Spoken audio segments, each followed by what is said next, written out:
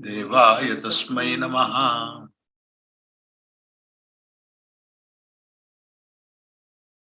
गुरुस्तुतिः ब्रह्मानन्दं परमसुखदं केवलं ज्ञानमूर्तिं द्वन्द्वातीतं गगनसदृशं तत्त्वमस्याभिलक्ष्यम् एकं नित्यं विमलमचलं सर्वधी साक्षिभूतम् भावातीतं त्रिगुणरहितं सद्गुरुं तं नमामि।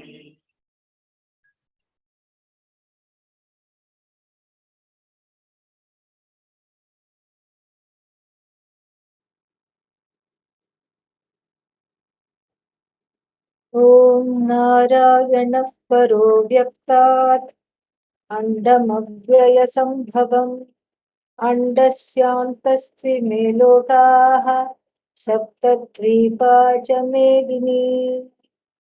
ॐ सहनाववतु सहनौ भुनक्तु सह वीर्यङ्करवावहै तेजस्विनावधीतमस्तु मा विद्विषावहै। ॐ शान्तिः।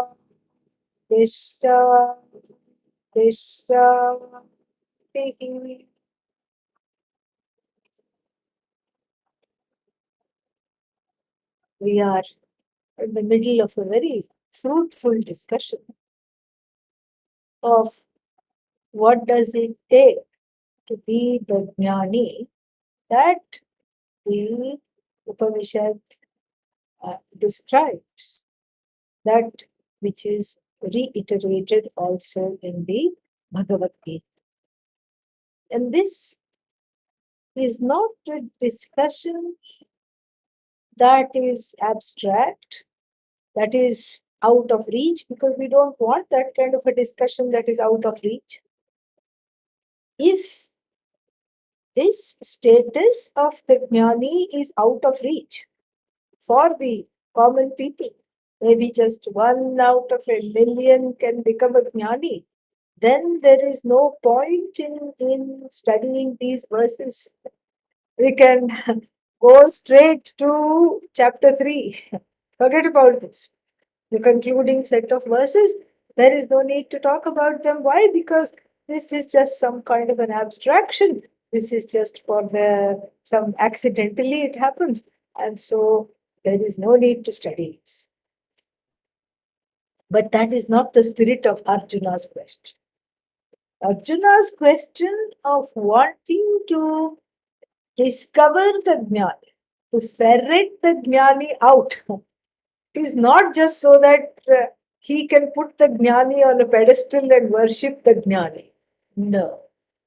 Arjuna's question is very much based in the curiosity, is powered by the curiosity, the jignasa, the wanting to know, how can I do this?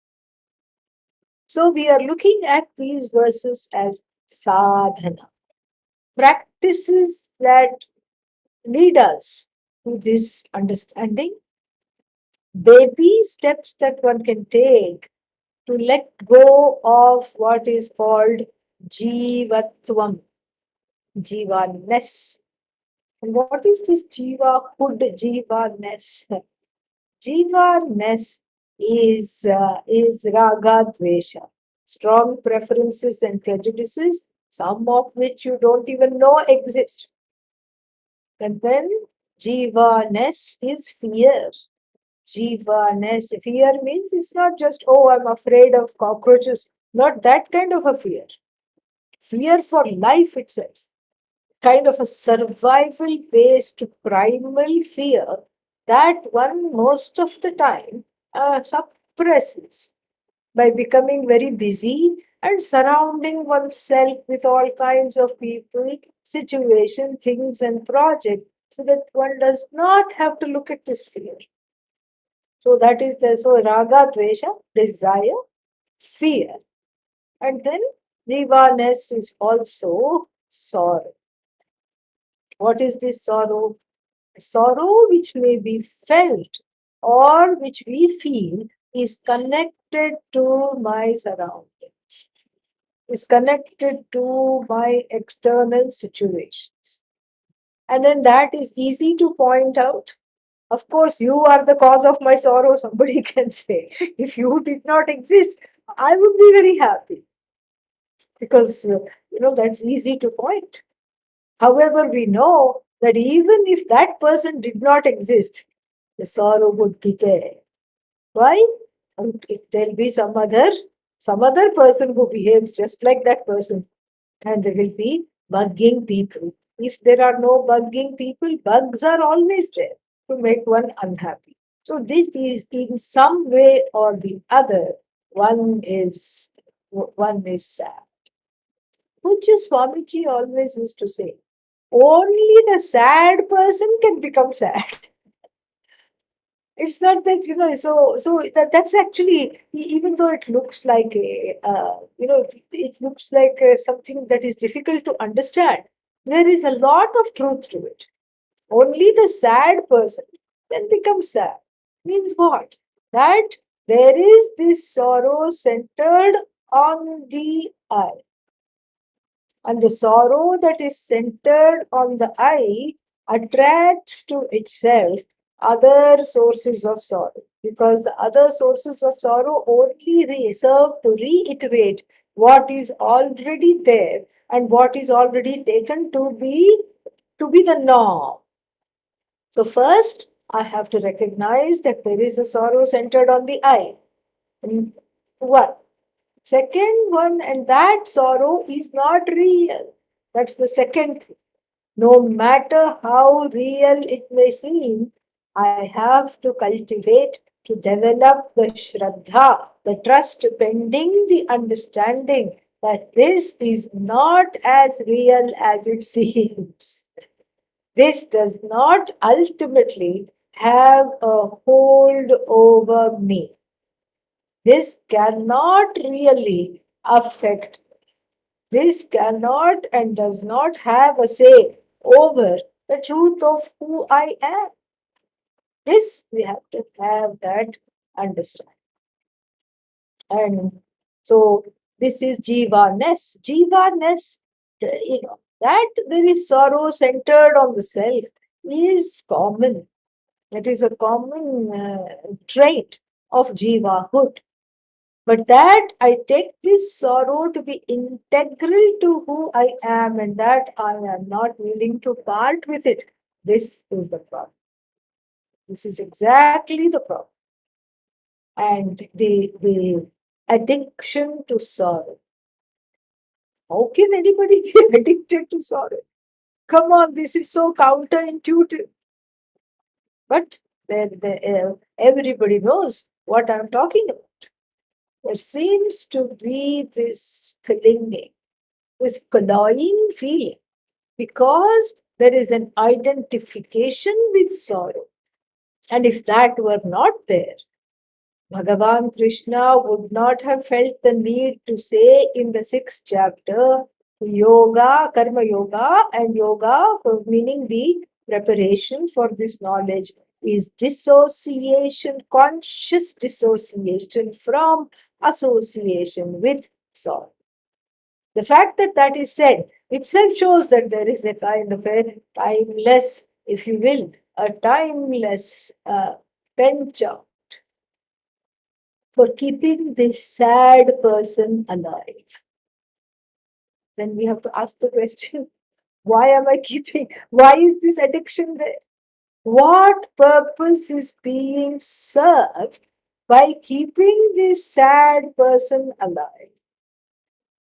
Go back to infancy. Anybody's infancy, even if you don't remember your infancy. What does the baby do? If it has a need, what does the baby do? All that it can do is cry. Cry, cry, cry. And then, of course, babies of different generations have been subjected to various psychological advancements within quotes, during their course of thing, Dr. Spock, etc. And then let the crying baby cry. Let the crying baby cry because it will soothe itself. If it will soothe itself, why are you there? That is my question. If babies can self soothe, then why are you there? This is a very interesting question.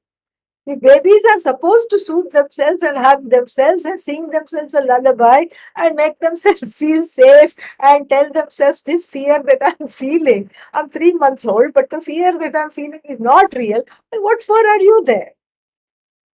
What for are you there? The adult.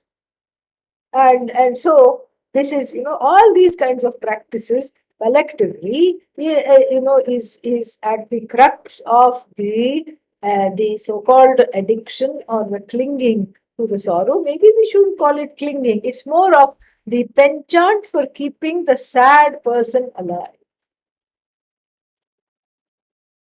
The feeling is that if the sad person is kept alive, then I'll get some things done. What? Yeah. Because then I will not be numb. Because then I will not be at least I'm in touch with the pain. If I'm in touch with the pain, I can do something about it. This is a misleading feeling, but somehow it is there. The other reason to keep the sad person alive is the feeling that there is somehow I will get my needs met. Nobody wants to see a long face. You see, you go through life with a long face. Nobody wants to see a long face because your long face makes them think of their own long faces that they have hidden with some difficulty or they are working on. And they don't want to think about it in the middle of an interview or while they are going somewhere or doing something. So when you have a long face, then the other people will be motivated to ask, why this long face? What happened? How can I help? That's human empathy. Human beings do reach out and they can do this. And so they will say, oh, how can I help? What is wrong? And then that baby who wasn't soothed when 80 years ago, a person just had Shatabhishekam, okay, it is celebrated at 81 and a half. The one who has seen 1,000 full moons, that is a very wonderful celebration we have in the tradition. So 80 years ago, when the person was 9 months old or 1 year old, that is when the crying baby was not soothed for whatever failings, whatever shortcomings of the caregivers. We need not go into that because if one is born in this jagat, in this world, one will always have shortcomings in early childhood. That is the riti. That is the that is the law. That is how it works. And so now the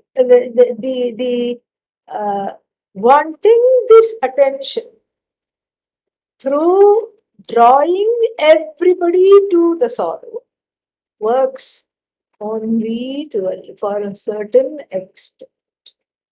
Why? Because in the beginning, people will ask, "Oh, what is wrong? How can I help? What can I do?" But then they have their own lives. They have their own things to do.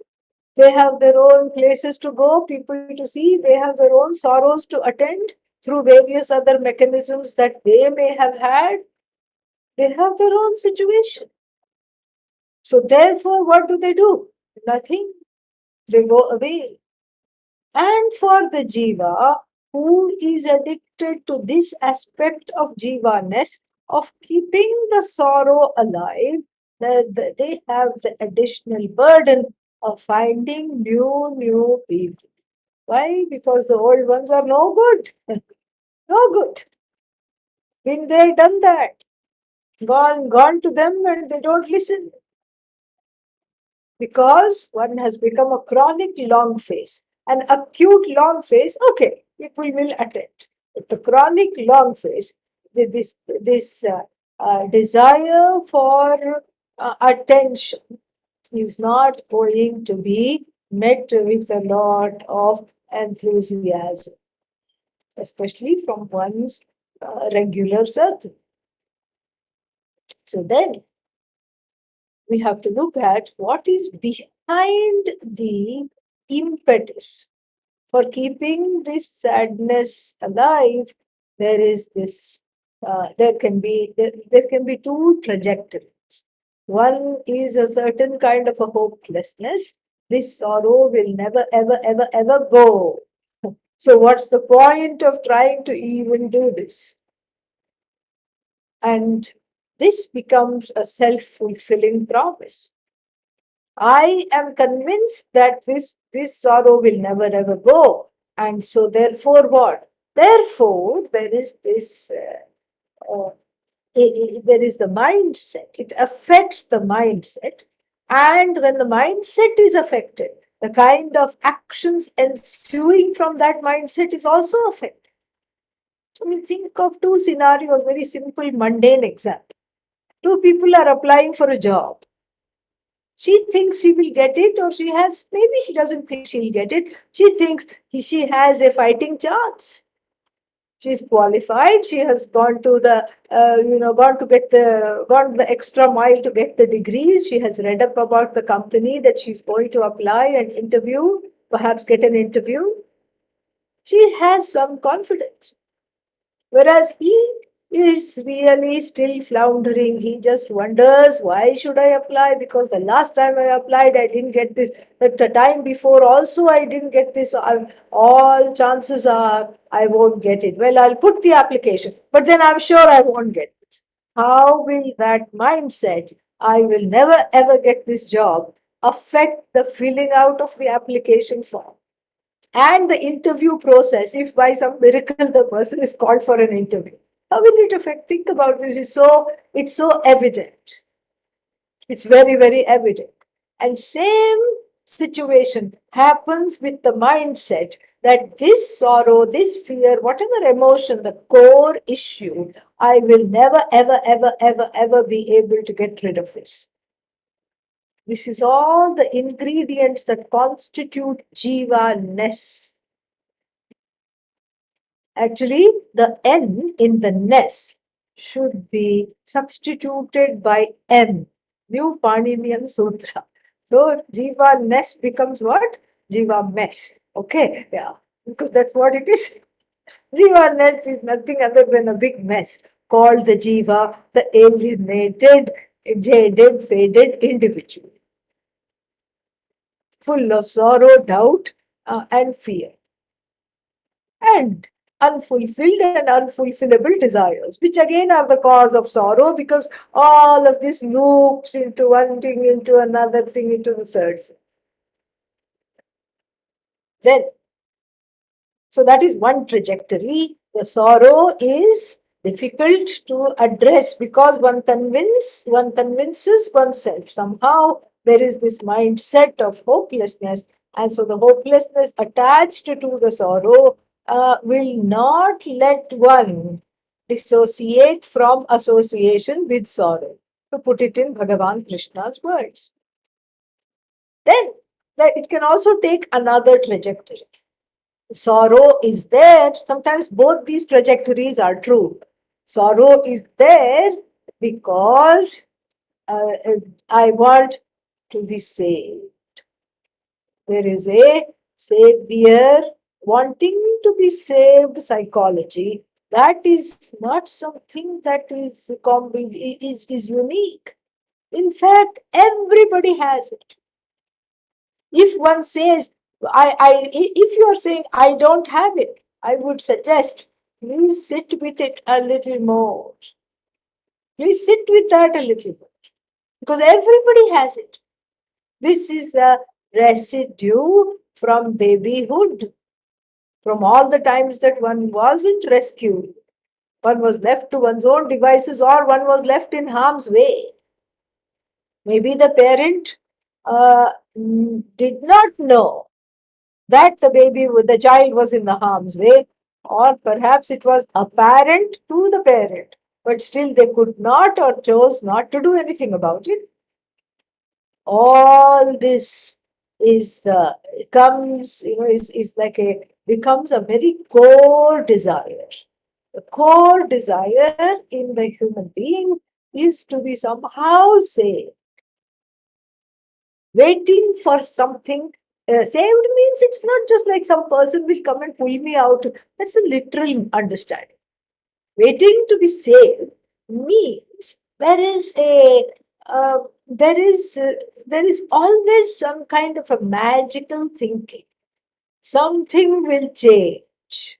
I'll win the lottery. That is one iteration of waiting to be saved. I'll win the lottery, get rid of this debt, and then live happily ever after.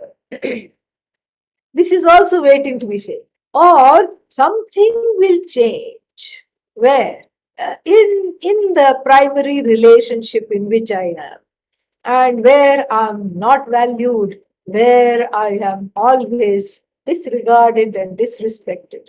Magically, that person will change and one day say to me, "Oh, I'm so sorry for all that I have put you through. Here I am, brand new. Let us start afresh." Very likely, I mean, it'll be wonderful if that happens, but very likely it's not going to happen. That is also a kind of a wanting to be saved mentality.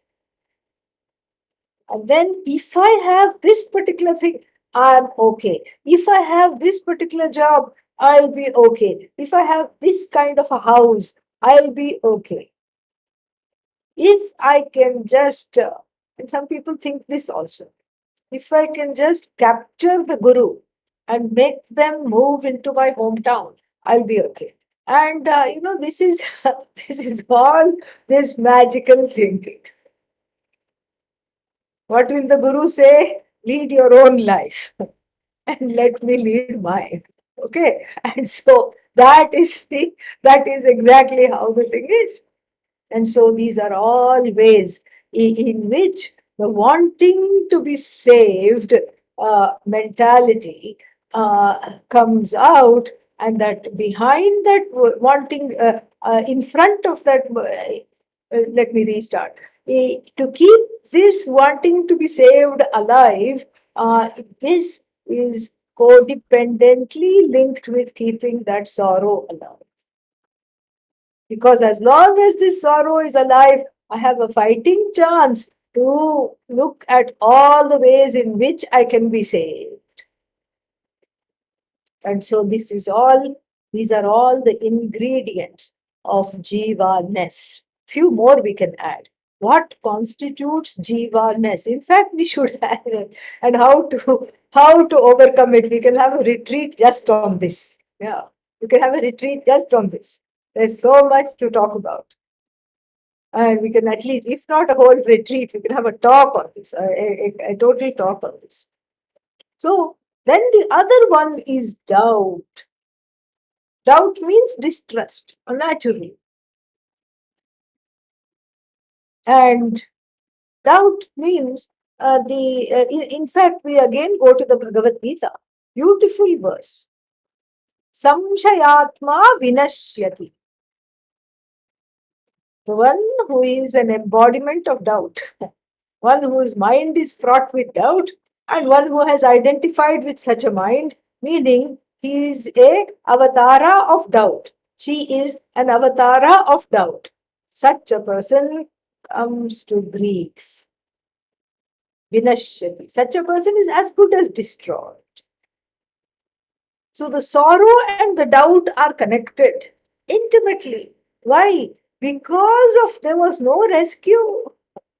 Since there was no rescue, then the baby starts doubting the whole universe. First, its universe, its own universe that is small, consists perhaps of the caregivers, siblings, whatever, and then with that foundation, it starts to doubt the larger universe as well. Whoever it meets is greeted with doubt. One doubts of course, one doubts the primary caregivers, one doubts the friends, one doubts the significant other, because the fact that you call them significant other yields the way for doubt. And one doubts one's friends, one doubts also any kind of practices that one knows actually will help one. This is the doubt is connected to sorrow on this side, and on the other side, it is connected to self sabotage. Because as long as there is distrust, then you can offer them a wonderful meditation, Dakshinakshi Vidya, very nice meditation from the Upanishad, where you imagine a uh, microchip sized Bhagavan behind the behind the right eye, if you're right-handed, or behind the left eye, if your dominant hand is not the right hand, it's the left. So then, you visualize this Bhagavan and you see the world through this Bhagavan. Very beautiful thing. It really takes care of the fault-finding tendency, which is again the product of doubt, which is directed forcefully at the world and also at oneself.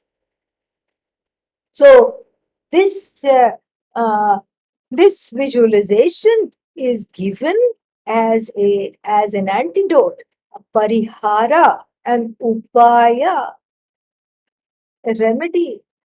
Then what happens? The doubter says, "Nah, this is not going to work." But why?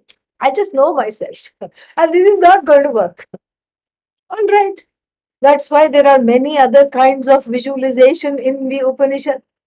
Visualize this, visualize that, and then there are so many kinds of meditations. One loses count of how many meditations there are. Each one tailor-made for one particular kind of doubt or doubter, and still they lie in the pages of the Shastra itself. They do not constitute into practice. Why? Because the doubt now has become distrust. Doubt, at least sankalpa, vikalpa, maybe I'm open-minded to say, maybe this will work, this may not work. But here, because of that sorrow and hopelessness, everything, one is convinced that it will not work. Therefore, any kind of practices, any kind of sadhana, any kind of thing that is given even on a platter, even if it looks good, does not quickly translate into action. Any kind of remedy, be it a spiritual remedy or a laukika remedy or an everyday remedy or a combination of both. Doubt and distrust are the quintessential hallmarks of jiva-ness, jiva-hood. Definitely. So this is all this constitutes what the jiva is. And this jiva-ness must be lost, must be must be suspended, at least even to listen to this, must be suspended and must be eventually dropped. And that is why, that is exactly why we are studying these verses. This is really the reason. There is no other reason to study the verses than this. The first two we have seen, or the first one we have seen. Yeah, first one we have seen, and and then the first one we have seen, which was the opening pratigna. Pratigna means the first one is like a thesis statement, and then from that others follow. And then we were in the middle of the bhashya of the first one, which is very, very beautiful and deep. So here, Adi Shankara says, Atmani eva pratyagatma swarupe eva atmana svena eva बाह्यालंब निरपेक्षः Tushtaha. This is very, very important. Atmani eva atmana tushtaha. It is easy to gloss over, but very beautiful to see the Bhashya of Adi Shankara. Bhashyalamba nirapekshaha. The one that is not having props or hooks which which are focused outside. How can I be saved here? What can I catch hold of here? And then hooks are also internal. In fact, all hooks are really internal, as we'll find out in the next verse. But then these hooks go out and catch hold of things in order to be okay. And what are examples of some of these hooks? Validation from outside and activities to keep busy, activities that keep me entertained, and activities that stop me from looking at the pain and the difficulties in my own in the own process of self-inquiry. And these are all called Bhashya Alambana. Alambana, reliance on, dependence upon. And then Bhashya, external.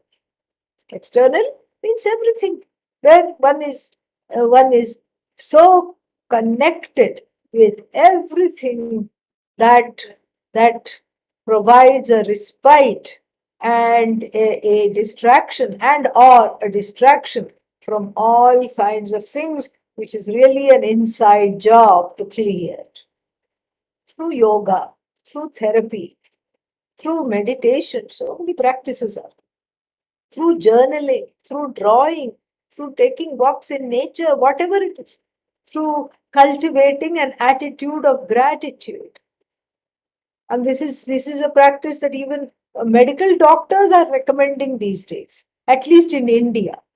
Somebody came to me and told me that they had gone to the doctor, and then the doctor said, write down 5 things before you sleep, which went really well for you today, and sleep on that note. So it's a bedtime practice. No more take this pill at bedtime. The pill is in the in writing this out. That is the pill. And so many practices are there.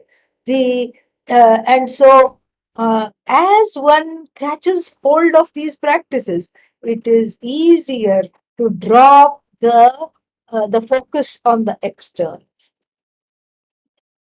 That is the idea. And then tushtaha means contented.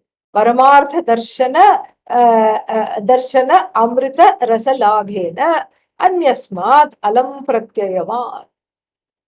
So then, when one is connected to the self, to oneself, the glory of that self as Ishvara begins to shine.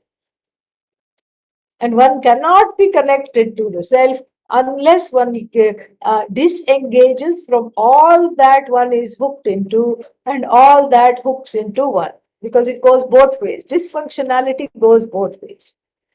There are codependent relationships where one is dependent on the other and the other one is dependent on oneself. And that other may be a person, a thing, an event, whatever it is. Codependence in Sanskrit is called Anyonya Ashraya. Ashraya, refuge. Anyonya, mutual refuge. Doesn't work. So then the next condition that Bhagavan talks about is that the person of knowledge is alam pratyayavan. Pratyaya is cognition. Alam is enough. So the person with enough cognition is known as Sthita Prajna, the enlightened one. What is this enough cognition? I know how to spell the word enough. I don't spell it with an F. I spell it with a GH at the end. I know how to spell it. Is that enough? No, it is not. Alam Pratyayavan means the one who knows how to say enough. Unlike the fire. Fire is called Anala. Anala means the one who does not know how to say enough. You give it a whole village. Just say, okay, this is an abandoned ghost village. You can have this for breakfast. And the fire consumes that whole village and then says, okay, what's for lunch? I'm going to the next village. The fire will never say enough. Even if when you do a fire ritual in the temple or at the house, what happens? You just keep offering the ghee. At some point, you run out of mantras, and at some point, you say, okay, I have to do other things. And then you stop, and then you say, okay, this is the final offering. You tell the fire, this is Purnahuti. Enough. You're not getting anything more out of me, at least for today. Die down. Enough. You have to say enough. Fire doesn't know how to say enough.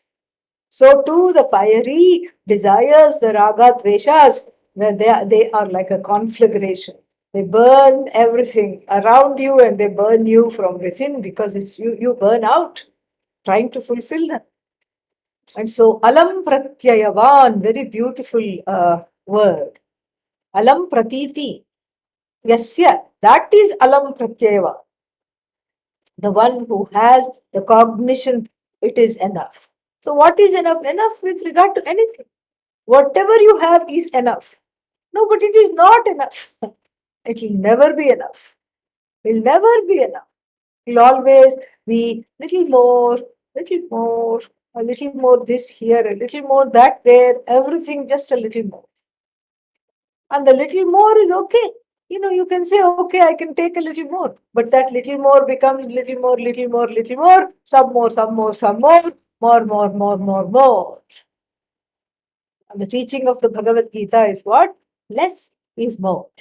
That is the teaching of the Bhagavad Gita. That is alam pratyaya. Very beautiful. So the one who is alam pratyayavan, lost that bhashya somewhere, should be here. So alam pratyayavan. And then, so that is the one who is sthita prajna, whose pratishta, whose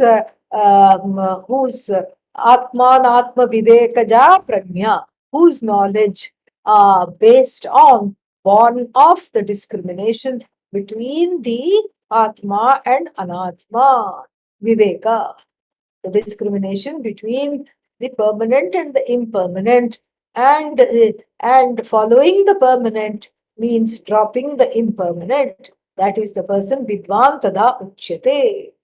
And then for Adi Shankara, such a person is also a renunciate. Adi Shankara wants to make everybody a renunciate, okay, and that is that is what that is what he has been accused of in the what is that called uh, in the academic writings. He wants everybody to become a renunciate, and at a cursory glance, it appears to be true also because of the fact that he equates the existence of knowledge with renunciation. But I think what we have to do here is look at two things. One is that perhaps in those days, during his time, that was the case. That was the case, that most of the jnanis that were found also happened to be renunciates. And then the other thing we need to look at is that whenever he says sannyasi, we have to look at the spirit of it rather than the clothes. Because we are looking this as a sadhana. We are looking this as a practice for everyone to get to that place of not desiring all things all the time, to be free of those kinds of binding desires. And so, if we are looking at it as a sadhana, we develop a kind of an inner sannyasa and the attitude of a renunciant without needing to wear orange. And so, what is the attitude of the renunciant? The attitude of the renunciant is to let go. Let go of what is explained in the next line. Tyakta putra vitta lokaishanaha. This anybody can do. Anybody can slowly develop and do. Develop the muscles for doing. Tyakta means the one who has given up. What have they given up? The one who has given up the Eshana. Eshana means the strong desire. What desire? Eshanatraya, the threefold desire, which the Shastra thinks are the root cause of jivahood or jivaness. And so, what are those desires? First is putraishana. Putraishana means the desire to have a baby. It is very strong in some people. I want to have a baby when yesterday, and I want to have a baby, I have to have a baby. And that is something which is very interesting here, because the whole Hindu tradition and a lot of indigenous traditions in Africa are all geared around having and taking care of babies. And meaning the next generation. It's not the baby itself, but the next generation. Having an offspring. It is said that, in the Hindu tradition, it is people believe, it is not said, but people believe that, oh, if you don't have a child, you are really very, very unfortunate. Oh, God has not been kind to you because he or she hasn't given you babies. Oh no, terrible. Meanwhile, there are so many babies in the universe needing homes. But that doesn't occur to the person. That doesn't occur to the person because it has to be mine. But that will also be yours. No, no, no, it has to be mine. Why should it be mine? Why should it be yours? Well, if you look deeply, it's about leaving a legacy, an extension of yourself. Why? Because I didn't have a proper childhood. So I want to relive my childhood, my young adulthood through this clothes, which looks like me. And I want to relive my life. And that doesn't work for the child, because the child has its own agenda. It comes with its own karmic trajectory. And then, so this is one way in which this perpetuation of the desire to live all over again, the desire to perpetuate myself is at the back of a lot of desires for having children and raising children.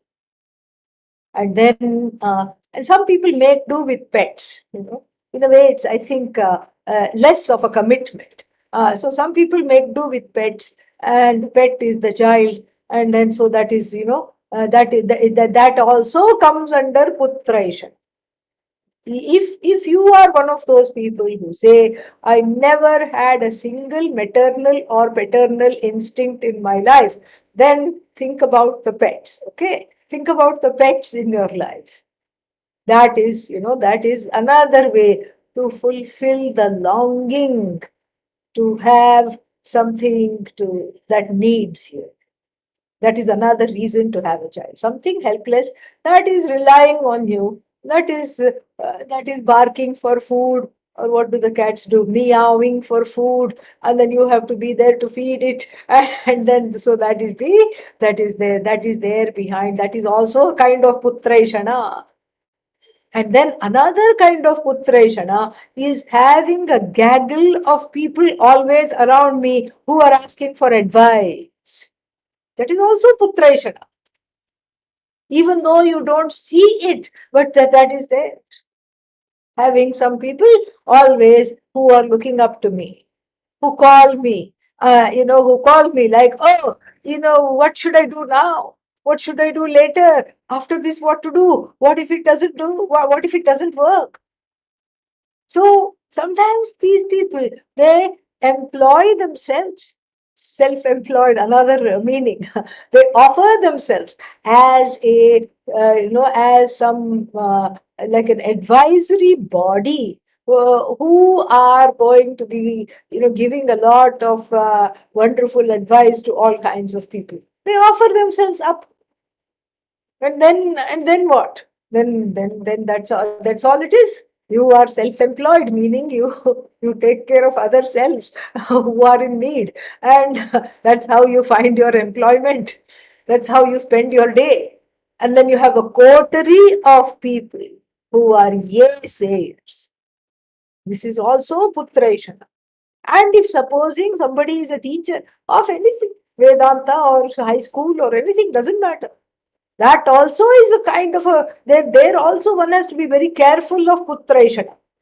The desire to, treat all those people as as children. And here I want to note that even in the spiritual realm, those who, not in our lineage, I don't find that in our lineage, but in many other traditions, the teachers or the people who have been appointed as the gurus of that particular tradition or what have you, they will be addressing the people as children. Oh, you children, come, wonderful children of mine. This itself, it's a brazen putraishana. And it leads to a certain kind of an infantilization where the person is seen as a child, and then that feeds into this take care of me, save me, that savior psychology that is there, which we talked about earlier. And you see how the two are very hooked. You infantilize the student.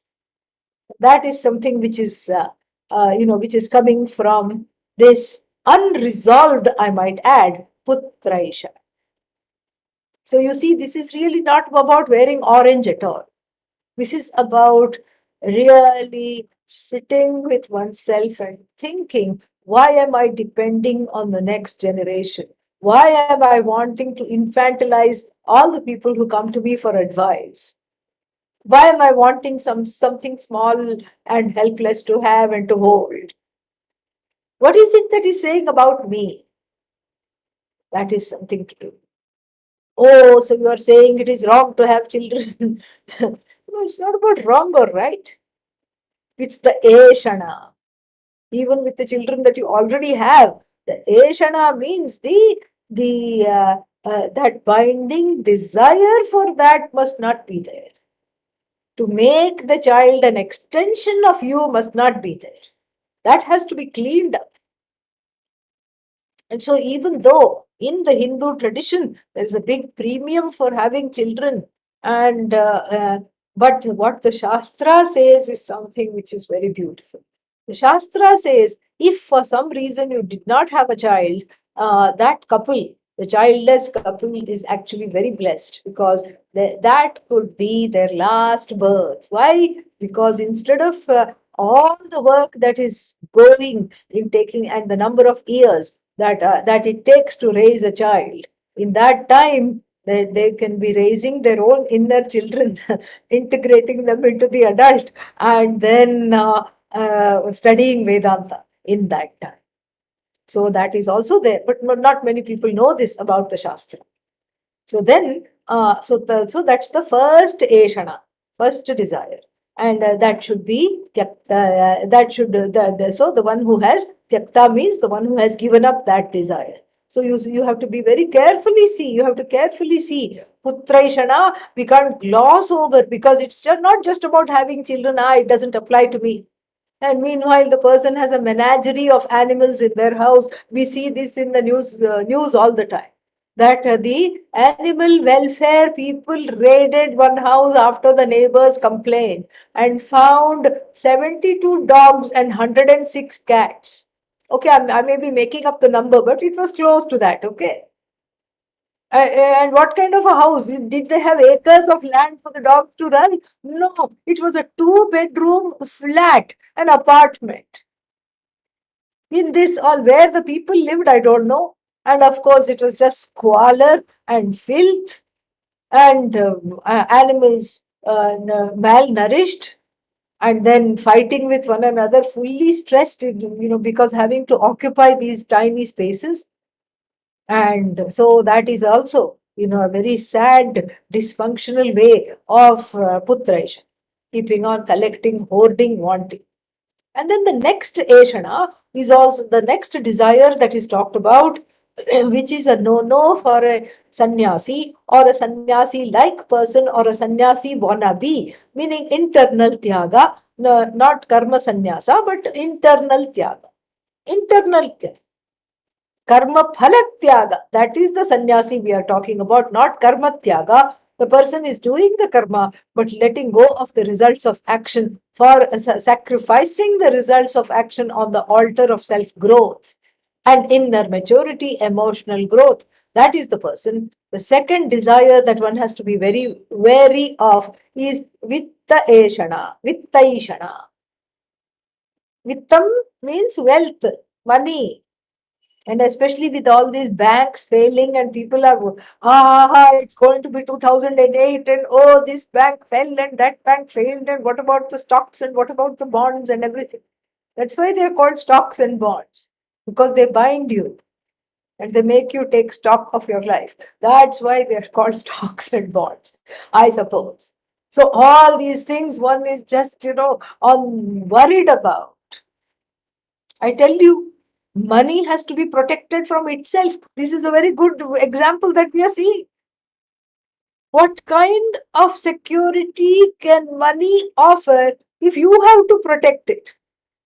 First, you have to protect money, and then money will then protect you. Ha ha ha. That's all. I mean, there is an expression in the Mahabharata, dharmo rakshati rakshitah. A protected dharma protects you. That at least makes sense. Because how do you protect dharma? Dharma by following it. You follow the dharma and protects you. But no, and it in turn protects you from wrongdoing. This is wonderful. And from conflict and sorrow in the relative sense. This is very, very nice. But then nowhere is it said, rakshitaha vittaha rakshati. It is never said that. Because the money you have to scramble to protect the money so that it can protect you. If this is not dysfunctionality, I don't know what it is. So vittaishana. Vittaishana means by all means have whatever you want. Have whatever you need, and then little more.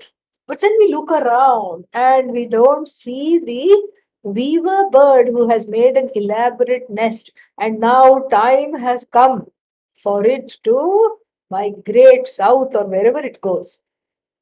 And as it is going, it does not give its nest for rent. Here, two-story condo, bedroom lined with feathers, soft feathers to raise your young. And then wonderful leafy views on one side, city view on the other side. And in a premium place, right next to where people throw bread and all the food in the middle of a circle. And so food is freely available, everything is freely available. Very nice, noisy neighborhood. Full of where all the birds are going chirp, chirp, chirp, chirp in the morning, free music in the morning. Come on, rent my nest. No. They're able to let go and they have the trust because it's instinctual. They have the trust means not that they went and cultivated the trust. They have the trust. It's instinctually built, instinctually built in them to trust that when they come back in the spring, that sticks will be available and a tree with a leafy view on one side and city view on the other side will also be available. And the ability to make the nest will also be available. Everything will be available. That trust, again, it it connects to the doubt and the distrust we talked about earlier. To cultivate that trust, maybe not as extreme as the bird. Okay, I'm moving to the new city. Excuse me. And so I have a house and I'm just going to walk out of it. No, you can rent it, you can sell it, you can do whatever you want. Have that objectivity. It is just a house, it is just money, it is just this, it is not going to hell. It is not going to help me. That is basically what it's not going to help me overcome anything. And also, if we look at the dog may bury one bone for itself for later on, but it does not say, this bone is for my puppy, this bone is for my puppy's puppy, this bone is for my puppy's puppies for 7 generations. Never. And also, money is a funny thing because, in fact, the more you give, the more you get. Because money is not money in the Shastra. In the Shastra, money is Goddess Lakshmi. And Goddess Lakshmi, as I have often said, belongs to who? Vishnu. She is the consort of Vishnu. But we make the mistake of thinking that Lakshmi belongs to me. That's why there is me in Lakshmi. Lakshmi belongs to me. No, that's a mistake. And so if we try to hold what we have, it's all it'll be.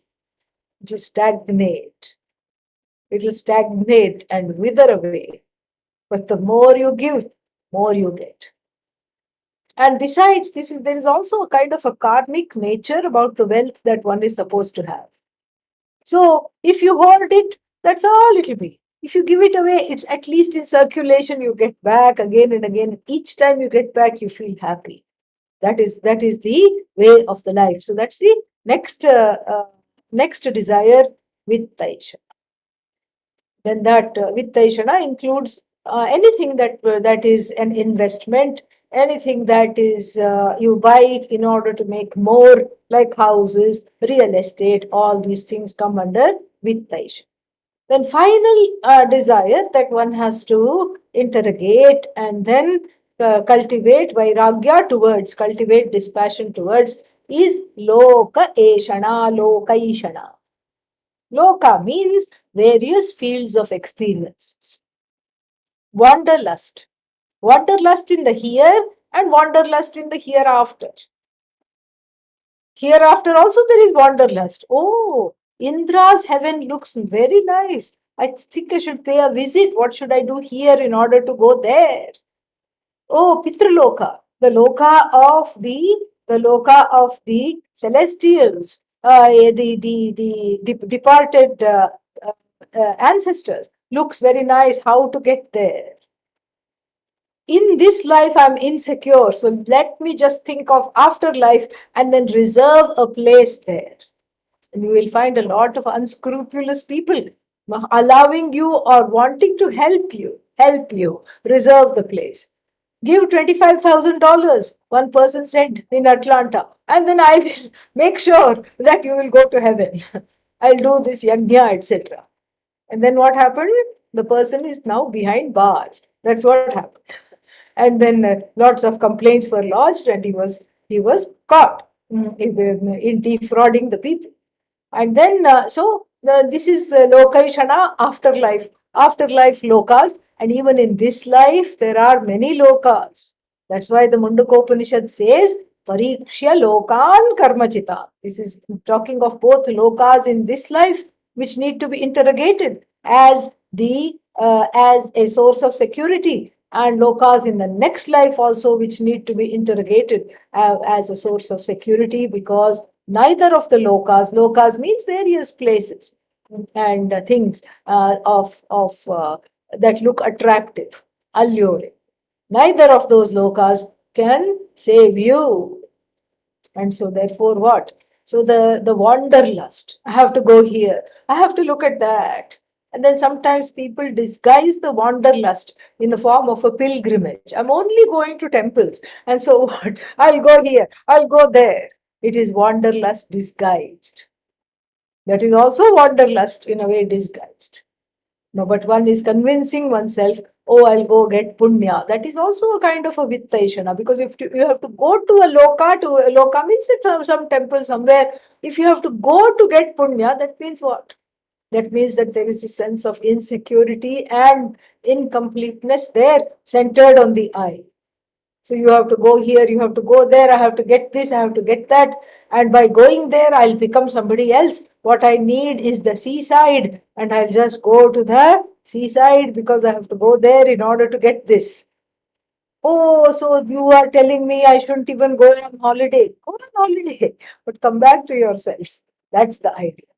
And also interrogate every holiday. Why is it that you want to go here, go there? What is it that you are getting?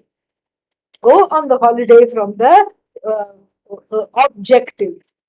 Just know what it can and can't do for you. It's not going to bring about any permanent transformation. It can transform the body, it can refresh the body and the mind, perhaps until the next holiday. That's all. So if the sannyasi or the sannyasi like person takes a permanent holiday from all holidays, this is lokaishana. Okay. So the person is always vacationing. So what are you vacationing? I'm vacationing from vacation. I'm on a permanent vacation from all vacations.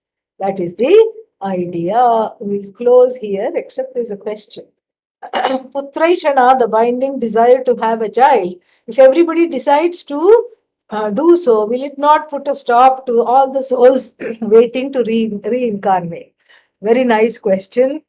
And don't worry, there are other lokas, as I said, parallel universes where they will be incarnated. You don't have to be responsible for incarnating them. All right. And then the other question, there was another question hidden here. Will if all the people desire to not have a child, if all the people stop the desire to have the child, don't worry, that will never happen. That will not happen. Why? Because that's the tendency. That's the tendency. And then to get to this place of inner sannyasa, one is going against that tendency and understanding that behind the tendency is a dependence that is not going to get me somewhere where I think it's where I want. It's not going to get me there. That tendency, that to have that self inquiry, requires a lot of punya, requires a lot of what is that? Self analysis to drop that. And so that is not going to happen for everybody. So don't worry about that. All right. ॐ पूर्णमदः पूर्णमिदं पूर्णात् पूर्णमुदच्यते पूर्णस्य पूर्णमादाय पूर्णमेवावशिष्यते ॐ शान्तिः शान्तिः शान्तिः हरिः ॐ श्रीगुरुभ्यो